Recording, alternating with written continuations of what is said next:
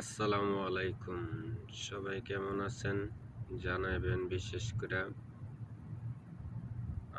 একটা বিষয় কি, বিএনপির মধ্যে কিছু দেখতাছি ভারতের পাওয়া ছাড়তাছে যে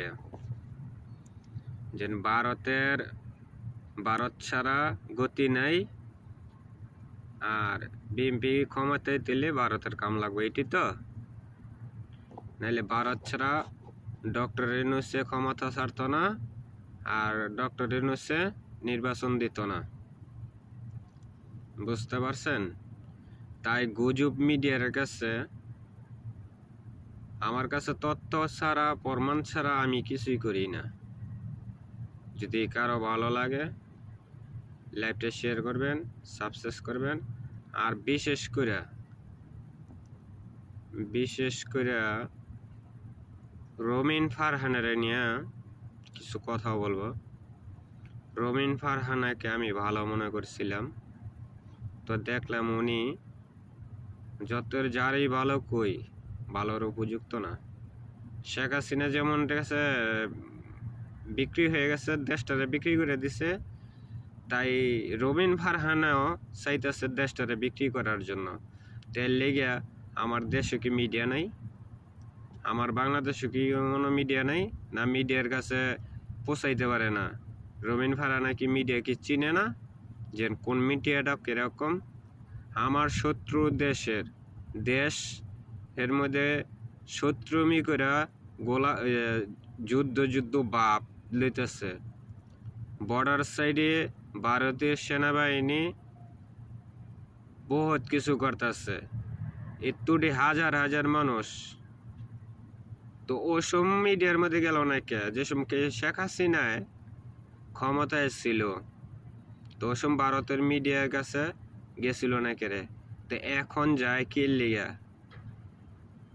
কি রবিন ফারহানা কি মনে করে রবিন ফারহানার কথা মতন দেশ চলবো?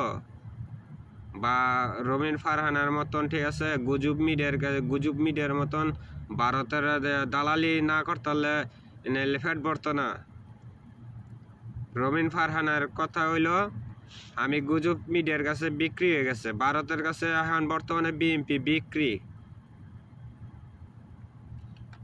ভারতের কাছে এখন বর্তমানে বিএনপি বিক্রি হয়ে গেছে। রবিন ফারহানা জন গুজব মিডিয়ার কাছে পৌঁছাইতে পারছে, তো অবশ্যই আমি যা বুঝি যে রবিন ফারহানা বিক্রি হয়ে গেছে। রবিন ফারহানা বিক্রি হয়ে গেছে ভারতের কাছে। আমি যতটুক বুঝি বা যতটুক আমার জ্ঞানে অস্তিত্বে আমার নলেজে খেলে, আমার দেশে কি মিডিয়া নাই? আমার দেশের প্রবলেম আমার দেশের মিডিয়া দিয়ে আমি বুঝাম। মিডিয়া আমার দেশের প্রবলেম ধরবো, আমি কি আরেক দেশের মিডিয়ার কাছে বিক্রি হতে যাব?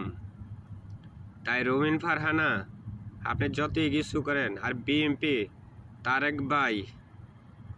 তারেক রহমান ভাই, আপনার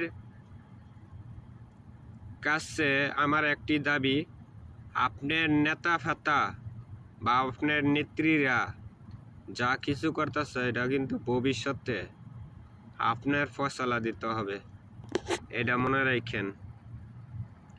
আপনাকে বারবার বোঝানো যাইতেছে, বারবার বুঝাইতেছে মানুষ কে নির্বাচন এত দরকার কে?